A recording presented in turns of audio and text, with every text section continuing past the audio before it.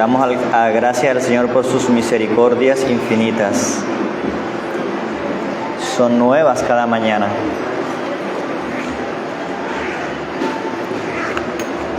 Hermano, vamos a estar orando en estos momentos para que sea el Señor guiándonos, dirigiéndonos.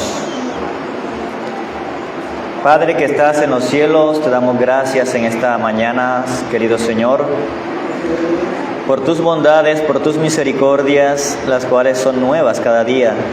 Porque, Señor, nos das la oportunidad, nos concedes la bendición de reunirnos nuevamente en este lugar como iglesia, como tu esposa, como tu novia, como tu pueblo, Señor, como aquellos que has llamado, que has escogido, y que juntos podamos adorarte, Señor, en este día tan especial, hoy que es tu día, Señor, el día del Señor.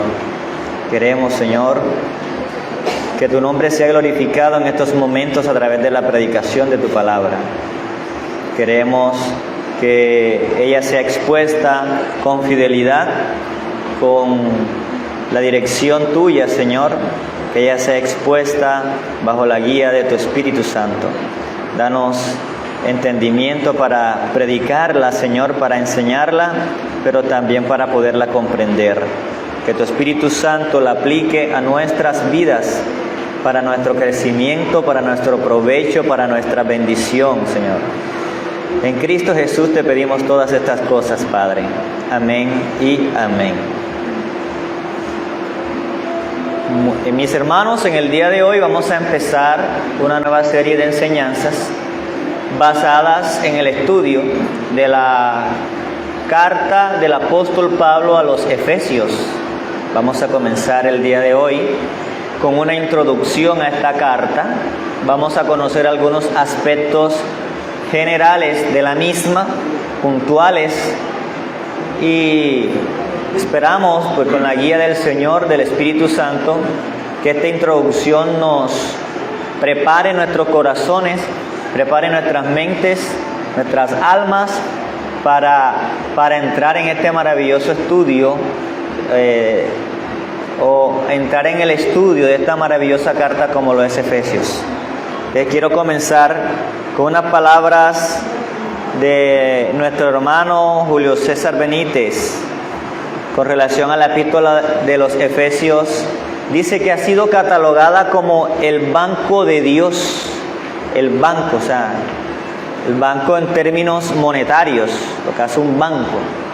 Porque ella nos presenta la abundancia de la gracia divina para convertir al hombre pecador que está arruinado espiritualmente, que está en bancarrota espiritualmente, que es miserable, convertirlo en un nuevo ser, en una persona especial que puede reflejar el carácter de Cristo y la santidad de Dios. Solamente este nuevo hombre puede construir una familia íntegra, permanente, fuerte y feliz.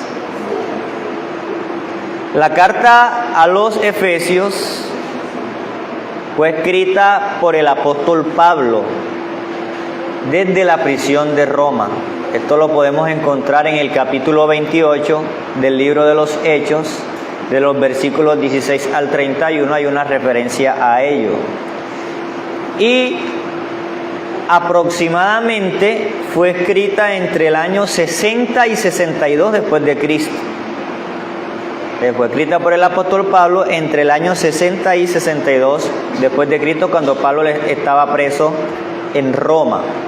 Y aunque existen muchos críticos que quieren negar la paternidad del apóstol Pablo, de la carta a los Efesios, quieren decir que Pablo no es el autor de esta carta, el argumento interno de la misma epístola nos dice todo lo contrario. O sea que Pablo sí es el autor de esta carta. O sea, el argumento interno de la epístola está a favor de la paternidad de Pablo.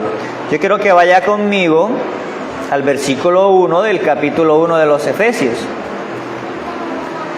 Dice así: Pablo, Comienza diciendo, ya presentándose inmediatamente: Pablo, apóstol de Jesucristo, por la voluntad de Dios, a los santos y fieles en Cristo Jesús que están en Éfeso.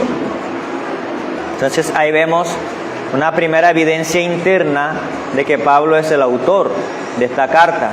También en el capítulo 3, más adelante, el versículo 1 dice lo siguiente: por esta causa yo, Pablo, ¿sí ve?, prisionero de Cristo Jesús por ustedes los gentiles. Entonces vemos aquí que Pablo es el que escribe la carta y que en ese momento que la está escribiendo se encuentra prisionero, está preso. ¿Dónde? Como ya lo mencioné, en Roma. Otro aspecto también que debemos tener en cuenta a favor de la paternidad de la carta de Efesios con relación al apóstol Pablo es que la iglesia primitiva, esos primeros hermanos, esos primeros maestros que tuvo la iglesia después de los apóstoles, desde muy temprano reconocieron la canonicidad de la epístola de Pablo a los Efesios. Eso lo demuestran las constantes citas que encontramos de esta carta en varios de los autores primitivos, como Policarpo. Ya Policarpo estaba citando a Pablo o diciendo que Pablo es el autor de Efesios, y también Ignacio, Clemente de Roma y otros más. Tenemos el testimonio de ellos también. La carta de Efesios, junto con otras cartas como Filipenses, Colosenses y Filemón, son llamadas o son conocidas como las cartas de la prisión. ¿Por qué? Porque Pablo las escribe estando preso. Mientras estaba en esta condición de encarcelado, Dios lo usa para escribir estas cartas. ¿A quién se le escribe esta carta? ¿Quiénes son los destinatarios? Ya sabemos que el autor es Pablo.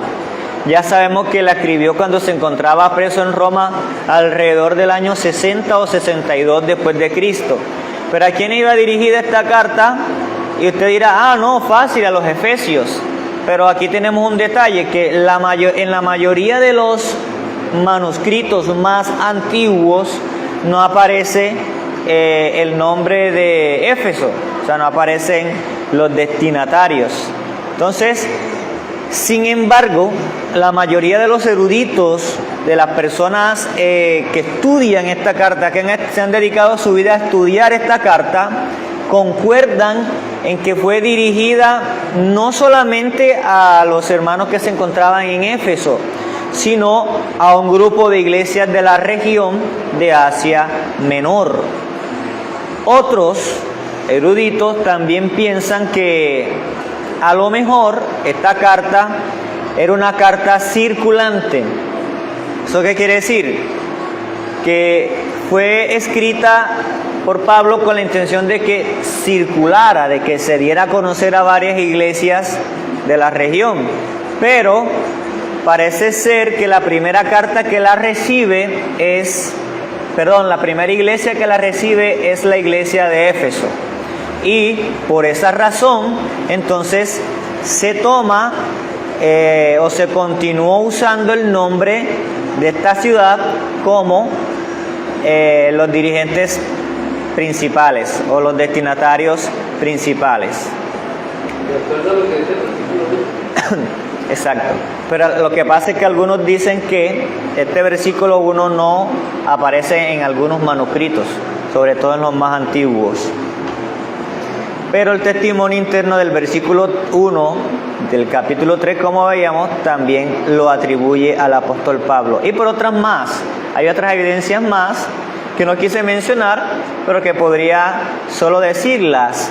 Y es que hay cosas que Pablo menciona en la carta a título personal que solamente podrían, de dones extraordinarios, que solamente podrían atribuírsele a un apóstol, no a otros hermanos o a otros ministerios. Entonces, la ciudad de Éfeso, esta ciudad donde fue dirigida la carta, o donde fue llevada por primera vez, así como las otras ciudades de esa región, la región es Asia Menor. Era un gran emporio, era una ciudad grande a nivel comercial de ese Mediterráneo oriental. Y también era la capital de la provincia o de una provincia romana llamada Asia. Eso es lo que hoy conocemos como Turquía. Turquía, en la actualidad, ese país de Turquía, esa parte occidental de Turquía, bueno, allí se dice que estaba ubicada esta ciudad. Para ese entonces contaba con más de 500.000 habitantes, o sea, tenía más de 500.000 de habitantes esta ciudad, o sea, que era una ciudad grandísima. Si el Carmen es grande, ¿verdad?, y no es una ciudad, el Carmen podrá tener que 100 o 150.000 habitantes. Bueno, ahora imagínense, esta ciudad de Éfeso tenía más de 500.000 habitantes en los tiempos de Pablo y además era un centro religioso de renombre, ¿verdad? ¿Por qué? Porque en ella se encontraba el templo de la diosa Diana, una diosa pagana que fue considerado ese templo como una de las 7 maravillas del mundo antiguo. Además de esto, Éfeso tenía otras construcciones grandes, importantes, y una de ellas era el Gran Teatro. Parece ser que el Gran Teatro era considerado también como uno de los edificios más grandes que había en la época, que podía albergar alrededor de 25.000 habitantes, o sea, 25.000 personas reunidas ahí en ese lugar, o sea, casi lo que tiene un estadio hoy, o lo que puede albergar un estadio hoy en día, 25.000 espectadores. Así que esta ciudad se había convertido en un lugar muy importante. Y otra de las características es que ella también había llegado a ser un centro de prácticas ocultas y de prácticas espiritistas. Debido a esa idolatría que había en ese lugar con relación a Diana, allí habían unas sacerdotisas, unas mujeres que se entregaban a la promiscuidad sexual. Es más, se dice que en ese lugar había grandes burdeles, o sea, grandes lugares de prostitución. Entonces ya se pueden imaginar también cómo era esta ciudad a nivel moral. Había una degradación bien tremenda. Es muy probable, hermanos míos, que el Evangelio haya llegado a esta ciudad que acabamos de describir, primeramente por medio de una pareja muy importante, una pareja muy sobresaliente en la Biblia. Estoy hablando de Priscila y Aquila, quienes tenían, hermanos, unos dones excepcionales de parte de Dios. En Hechos 18:26 se les menciona, y ellos fueron dejados ahí por el apóstol Pablo en su segundo viaje misionero. Eso también lo encontramos en Hechos 18 y 19. Quiero que vaya conmigo un momento allá, al libro de los Hechos, capítulo 18. Lo voy a leer para ustedes. Mas Pablo, habiéndose detenido aún muchos días allí, estoy en el verso 18, después se despidió de los hermanos y navegó a Siria, y con él Priscila y Aquila, habiéndose rapado la cabeza en Cencrea, porque tenía hecho voto. Y el versículo 26 dice de la siguiente manera: y comenzó a hablar con denuedo en la sinagoga, pero cuando le oyeron Priscila y Aquila, le tomaron aparte y le expusieron más exactamente el camino de Dios. Aquí está refiriéndose a Apolo, un predicador también bastante destacado de la época. Priscila y Aquila, que eran los que había dejado Pablo encargado en la iglesia de Éfeso, lo tomaron aparte una vez lo escucharon predicar y lo catequizaron. Le enseñaron a través de preguntas y respuestas a Aquila, lo discipularon, más específicamente lo relacionado con Cristo, porque la teología de Apolos no estaba completa. Ellos le ayudaron a completarla. Entonces, esta ciudad también estaba una particularidad, era que estaba localizada en la boca de un río llamado Caister, en el lado este del mar Egeo. Ya dijimos que fue conocida por ese templo de Diana y era considerado una de las 7 maravillas del mundo antiguo. En la parte política, Éfeso también estaba destacado. Tenía la parte comercial y la parte educativa. O sea, era una ciudad, no cualquier ciudad. Y era comparada o clasificada como Alejandría en Egipto. Ustedes saben que Alejandría en Egipto también fue una ciudad muy importante, sobre todo en la parte académica, porque tenía y contaba con una biblioteca. También es comparada con Antioquía de Pisidia en la parte sur de Asia Menor. Ahora, esa iglesia que estaba naciendo, esa iglesia fuerte que comenzó con Priscila y Aquila, fue más tarde establecida por el apóstol Pablo, y esto es importante, en su tercer viaje misionero. En su tercer viaje misionero, Pablo regresa, llega en Éfeso, y en el capítulo 19 de Hechos vemos que Pablo se queda allí un tiempo bastante largo. ¿Para qué? Para establecer esa iglesia, para consolidar a esa iglesia, y parece que Pablo se quedó allí alrededor de 3 años. Y dice que predicaba en las casas, que predicaba en las calles. O sea, Pablo hizo un trabajo pastoral bien fuerte en esta iglesia. Después que Pablo parte, se delega a Timoteo para que Timoteo sea quien pastoree esa congregación.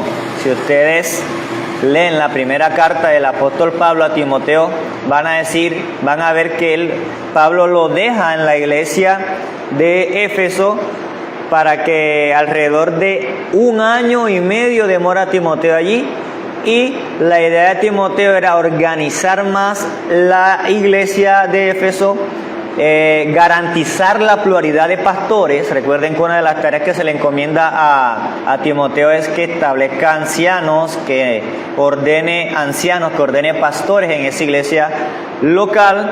Y otra de las tareas que se le da a Timoteo es contrarrestar la falsa enseñanza que estaba surgiendo y que estaba también permeando la iglesia naciente en Éfeso, especialmente aquella que provenía de algunos miembros de la misma congregación, que aquí se les llama Himeneo y Alejandro, quienes muy probablemente, incluso, hermanos, eran ancianos, eran personas allí, tenían cierto liderazgo en la congregación. Eso lo encontramos en 1 Timoteo, capítulo 1, verso 3, y también en el capítulo 3, en el versículo 20 del mismo capítulo. Ahora, debido a estos hombres, la iglesia de Éfeso estaba plagada de fábulas y genealogías interminables.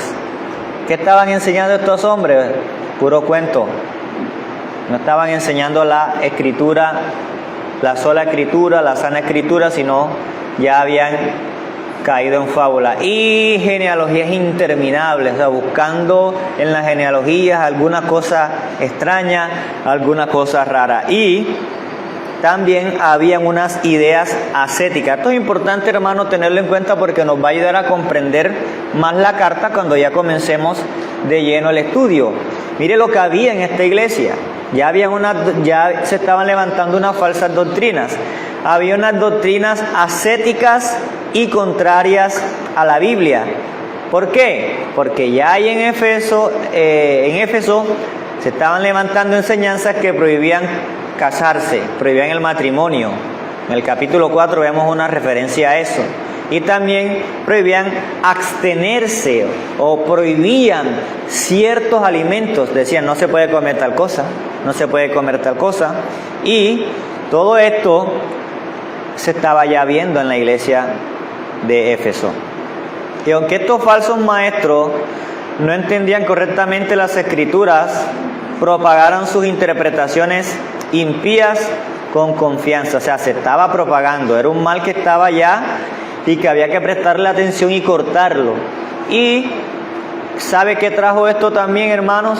Trajo disputas, trajo contiendas, trajo peleas, quiso causar división en la iglesia más que edificación.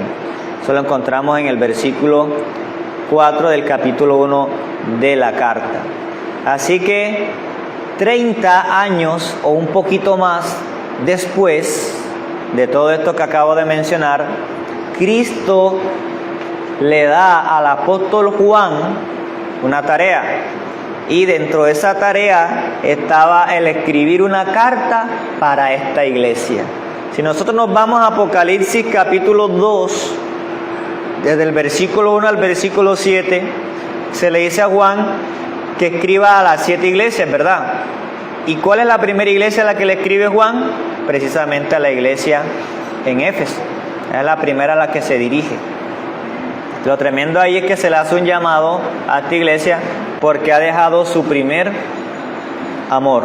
Eso lo vamos a ampliar un poquito más aquí en lo que tiene que ver con los temas históricos y teológicos.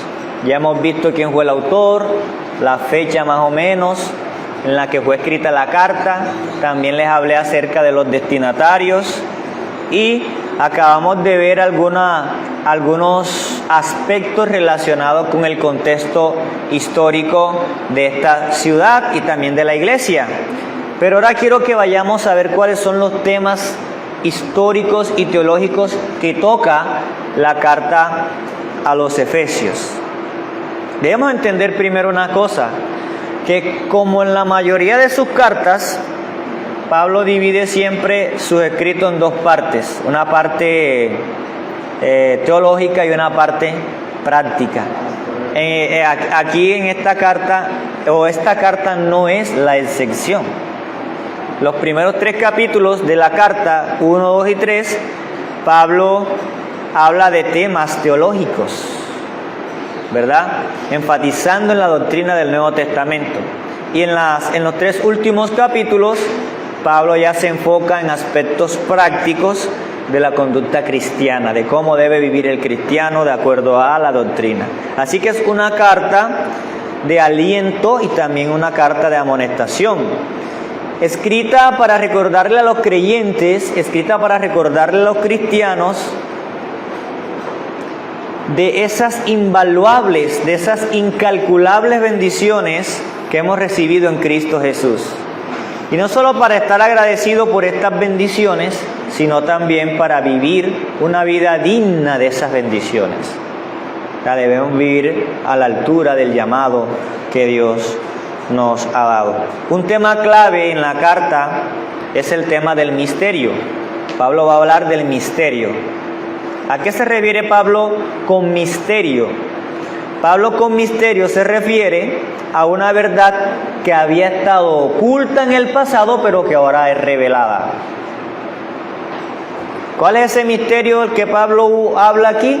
Bueno, Pablo habla en primera instancia del misterio de la iglesia. El misterio de la iglesia, ese es uno de los primeros temas que él toca. ¿A qué se refiere Pablo con el misterio de la iglesia? Por ejemplo, en el versículo 6 del capítulo 3, usted lee lo siguiente. 3, 6. Que los gentiles son coherederos y miembros del mismo cuerpo, y copartícipes de la promesa en Cristo Jesús por medio del Evangelio. ¿Cuál es ese misterio de la iglesia? Que no se conocía antes, pero que ahora es revelado.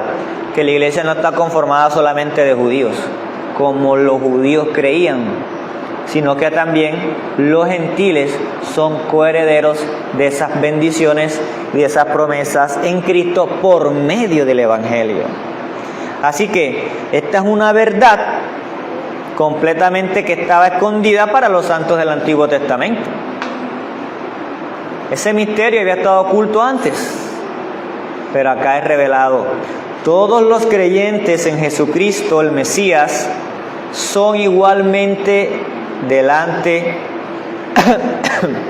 son iguales delante del Señor como sus hijos y ciudadanos de su reino eterno.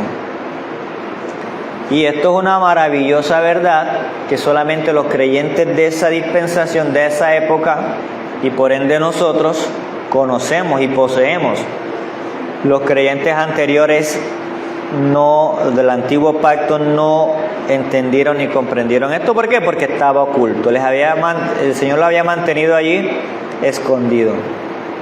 Otro misterio del que Pablo habla con relación a la iglesia es que la iglesia es vista o comparada como una novia. La iglesia es vista como la novia del Señor Jesús. En el capítulo 5, versículo 32 dice así: grande es este misterio, mas yo digo esto respecto de Cristo y de la iglesia. Y esto lo podemos comparar con lo que dice Juan en Apocalipsis 21:9, lo voy a leer para ustedes. Vino entonces a mí uno de los 7 ángeles que tenían las 7 copas llenas de las 7 plagas postreras, y habló conmigo diciendo: ven acá, yo te mostraré la desposada, la esposa del Cordero. Entonces vemos también que Pablo utiliza la metáfora de la esposa para referirse a la relación de Cristo con su iglesia, como de una novia que está desposada, que está esperando a su esposo para casarse con él. Así está la iglesia. Somos la novia del Señor y estamos esperando ese día en que estaremos eternamente con Él.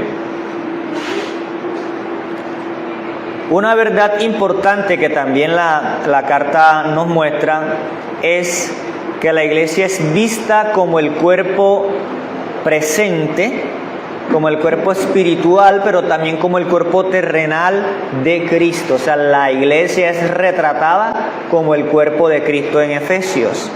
Y también una verdad muy distinta y previamente no revelada, esta verdad tampoco había sido revelada en el antiguo pueblo de Dios, en el Antiguo Testamento más bien, perdón.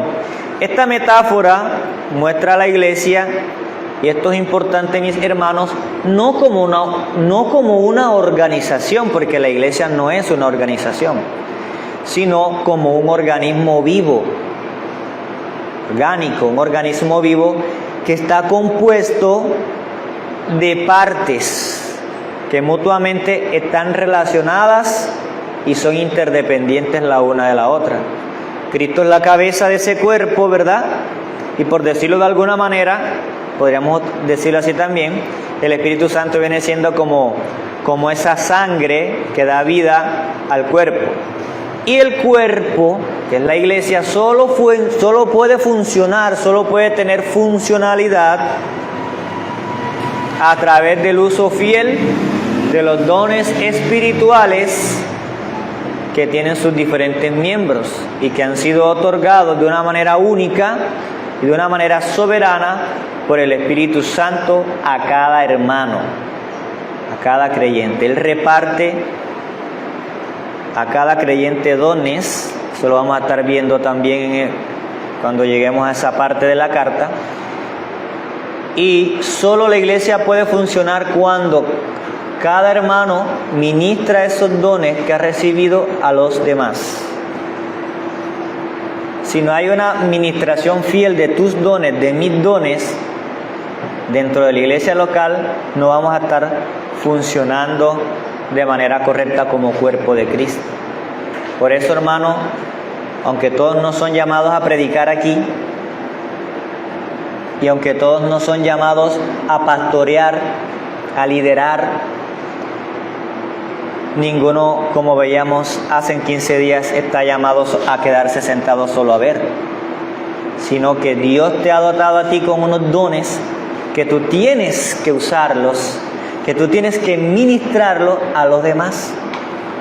Los dones que Dios nos da no son para uso personal, no son para beneficio propio, sino que Dios los da para darlo a los demás y para beneficio del cuerpo que es la iglesia. Esas verdades nos las enseña esta carta. Otros temas principales que están incluidos aquí tienen que ver con las riquezas y la plenitud de la bendición de los creyentes. Repito, las riquezas y la plenitud de bendición para los creyentes. Pablo habla aquí, por ejemplo, de las riquezas de su gracia, en 1:7. En 3:8 Pablo habla de las inescrutables riquezas de Cristo. Y en 3:16 Pablo dice, o se refiere a las riquezas de su gloria. Fíjese el término cómo se repite.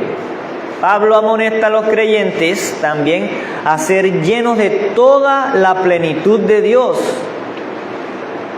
3:19. Y también somos llamados a llegar a la unidad de la fe y del conocimiento del Hijo de Dios, a un varón perfecto, a la medida de la estatura de la plenitud de Cristo. Y en 5:18 somos llamados a ser llenos del Espíritu Santo. Entonces note aquí cómo las riquezas y la plenitud son temas principales que se tocan en esta carta. Sus riquezas en Cristo, o estas riquezas en Cristo, las riquezas que tiene usted y que yo tengo en Cristo, que gozamos en Cristo, están basadas en la gracia del Señor, en la paz, en su voluntad, su beneplácito y propósito. Están basadas en su gloria, su llamado y herencia, su poder y fortaleza, su amor, su hechura, su Espíritu Santo, su ofrenda y sacrificio y su armadura. Se menciona aquí también la armadura de Dios. La palabra riquezas es usada 5 veces en esta carta, hermanos. Y la palabra plenitud es usada 6 veces. Y una frase muy particular de esta carta, la frase en Cristo o su equivalente en Él, es usada 12 veces en esta carta. De todas estas riquezas que yo acabo de mencionar, hay una que es su gracia, esa riqueza de la gracia de Dios, que nos ha sido dada como un don, como un regalo, es puesta como la fuente de todas las bendiciones espirituales que le han sido dadas a la iglesia. Nos dice Julio Benítez, abro comillas, esta gracia abundante ha sido, desde el principio y hasta el fin, la benefactora de los creyentes. Por ella fuimos escogidos desde antes de la fundación del mundo para ser objetos de la redención, la adopción, la santificación y la futura glorificación, cierro comillas. Esta gracia, hermanos, tiene como fundamento, mire todo lo que se nos da de esa gracia, pero esta gracia tiene fundamento en la perfecta, maravillosa, excelentísima obra de Cristo Jesús. ¿Qué hizo el Señor? Según nos dice Efesios, Él satisfizo las demandas justas del Dios Santo. ¿Cómo? A través de su obra redentora. Él compró para sí un cuerpo glorioso de hombres. Ahora, somos gloriosos u hombres gloriosos no por sus propios méritos, sino obviamente por la obra de Cristo.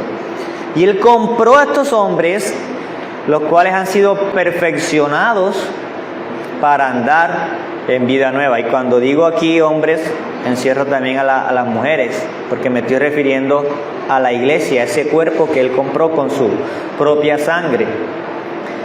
Entonces, hermanos, esta gracia abundante que ha sido dada a la iglesia no se queda solo allí en ser recibida, sino que esta gracia debe reflejarse en nuestra conducta, debe reflejarse en nuestra forma de vivir, llevando vidas, haciendo obras que agraden a Dios, es decir, obras de luz, en contraposición con las obras infructuosas y tenebrosas de las tinieblas que antes practicábamos, cuando no teníamos a Cristo, cuando estábamos muertos en nuestros delitos y pecados.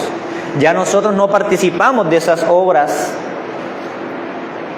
de las tinieblas, sino que nos gozamos en amar a Dios, nos gozamos en amar al prójimo y a los hermanos, y por eso ahora esta carta nos enseña que las relaciones entre esposos, por ejemplo, ya no son las mismas que antes, sino que deben ser modeladas por el amor de Cristo.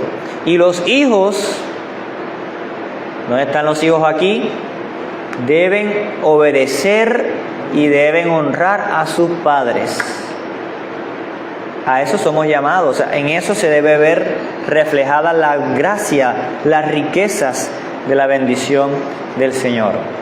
Y aún aquí hay algo que toca esta carta, que aunque de pronto no se vea hoy en día, cuando fue escrita se veía, sí tiene alguna aplicabilidad hoy. Pablo se refiere a la manera en que los siervos deben ser tratados de una manera adecuada por sus amos cristianos o por sus jefes cristianos. Deben ser, Pablo dice, si tienes porque en aquella época existe la esclavitud, todavía la esclavitud era permitida y había personas que tenían siervos, que tenían esclavos en sus casas. Y Pablo dice, los hermanos, los hijos del Señor que tengan siervos, que tengan esclavos, deben tratarlos como hermanos. Y esos hermanos, esos esclavos, esos siervos, ¿cómo deben responder ante sus amos, ante sus jefes? Deben servir con obediencia y amor a estos hermanos que tenían como jefes o como dueños o como amos. Hoy, hermano, no se da la esclavitud, gracias al Señor, fue abolida. Pero sí tenemos relación entre jefe y empleado, empleado y jefe, ¿cierto? Y la Biblia nos manda también a reflejar en nuestra relación con nuestros jefes, si somos subordinados, o en nuestra relación de jefes, si somos los jefes y tenemos personas a cargo, a tratarlos como hermanos. Aquellos que son cristianos, a tratar bien, a demostrar el amor de Dios aún en eso. Y nosotros los que somos empleados, a hacer bien nuestro trabajo, hacerlo con amor, hacerlo con excelencia para la obra del Señor. Todo esto nos lo enseña la carta a los Efesios. Así que, ¿qué nos dice también Pablo con relación a la gracia de Dios que ha sido derramada sobre nosotros? Que la gracia de Dios también nos capacita como creyentes para que de manera libre, de manera valiente, con gallardía, con valor y fe, peleemos la buena batalla de la fe. Peleemos la batalla espiritual que tenemos nosotros como creyentes contra el pecado, contra el mundo y contra Satanás y la hueste de maldad. Gracias a Dios también nos capacita para vivir así. ¿Cuáles son entonces las principales doctrinas en Efesios? Tenemos dos primeramente, las dos principales, pero hay más. La primera, como ya lo mencioné, el misterio de la iglesia, el cuerpo de Cristo. Todos los creyentes en Jesucristo son iguales ante el Señor como hijos suyos y ciudadanos de su reino. Y la segunda doctrina que encontramos son esas bendiciones de Jesucristo. Cristo ha dado a la iglesia ricas bendiciones. Todos los creyentes, todos sin excepción, reciben las abundantes riquezas en Cristo por medio de su gracia y herencia. Y también en esta carta, mis hermanos, además de las doctrinas que acabo de mencionar, encontramos también el carácter de Dios reflejado. Vemos, por ejemplo, 1, 2, 3, 4, 5, 6, 7, 8, 9, 10 y 11 alusiones al carácter de Dios en la carta a los Efesios. En primer lugar, Dios es accesible. Efesios nos dice que Dios es accesible. Dice, pero ahora en Cristo Jesús, ustedes que en otro tiempo estaban lejos, han sido hechos cercanos por la sangre de Cristo. Dice también, porque por medio de Él, o sea, de Cristo, los unos y los otros tenemos entrada por un mismo Espíritu al Padre. Y dice 3:12, en quien tenemos seguridad y acceso con confianza por medio de la fe en Él. Fíjese, Dios se muestra como un Dios accesible, que todos pueden llegar a Él, sea judío, sea griego, sea gentil. También se nos muestra a Dios como glorioso. Capítulo 1, versículo 12, dice de la siguiente forma: a fin de que seamos para alabanza de su gloria, nosotros los que primeramente esperamos a Cristo. Alabanza de su gloria, nos muestra a Dios glorioso.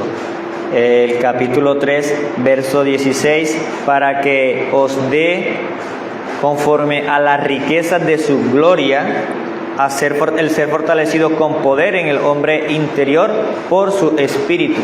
Vemos a Dios como ese Dios glorioso. Vemos también a Dios como ese Dios bondadoso. En el capítulo 2, versículo 7, dice, para mostrar en los siglos venideros las abundantes riquezas de su gracia en su bondad para con nosotros en Cristo Jesús. Se nos muestra a Dios también un Dios amoroso, un Dios misericordioso. Se muestra a Dios también como un Dios poderoso, un Dios fiel que cumple sus promesas. Todo esto nos lo muestra Efesios.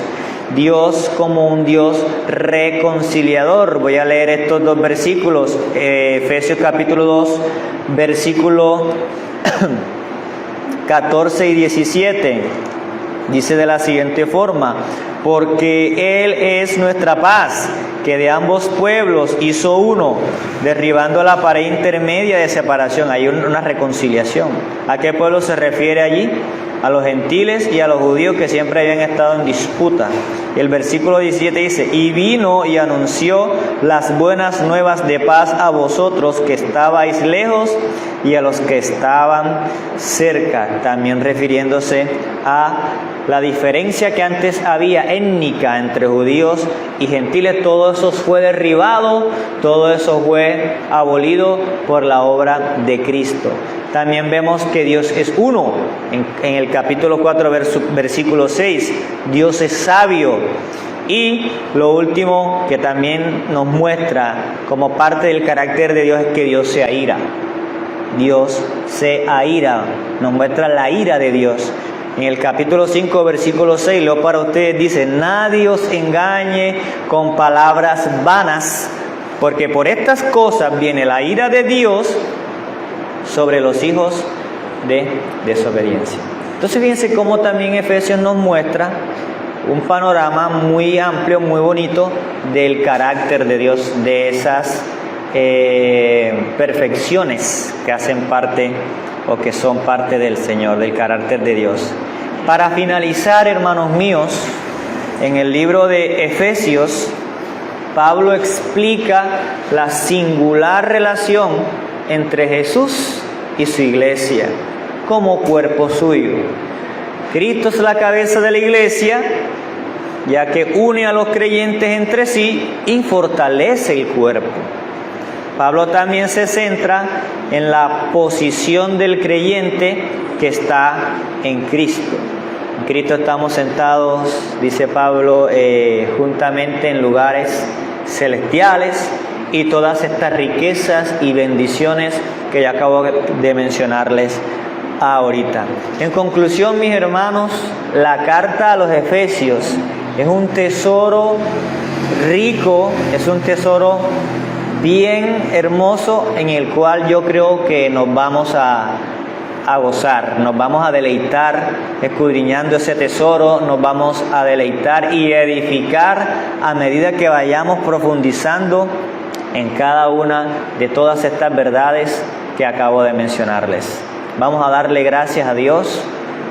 Quedamos entonces con este panorama general y el próximo domingo ya entraremos de lleno al estudio de la carta, el capítulo 1. Vamos a empezar el capítulo 1, los primeros 3 versículos. La salutación, ese saludo que Pablo le da a la iglesia.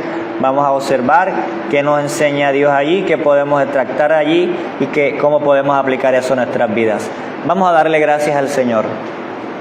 Padre, te damos gracias en esta hora de la mañana, porque tú nos concedes, nos confieres esta bendición